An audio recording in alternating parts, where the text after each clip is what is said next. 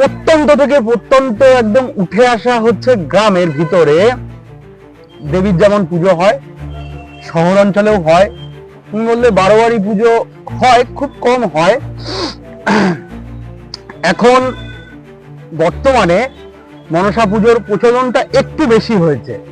এই পুজোর সৃষ্টিটা তুমি এক কথায় আমি বলতে পারি যে সর্পের ভয় থেকেই হচ্ছে দেবী মনসার পুজোর সৃষ্টি। অত্যন্ত গ্রামের মানুষের মধ্যে একটা ভয় কাজ করে যে যদি দেবী মনসার পুজো না করি তাহলে আমার স্বামী সন্তান কিন্তু সর্পাঘাতে মারা যেতে পারে। ভয় থেকে সবসময় ভগবানের উৎপত্তি, তো সেই ভয়কে কেন্দ্রীভূত করে ভয়কে জয় করার জন্যই দেবী মনসার পুজো কিন্তু করা হয়।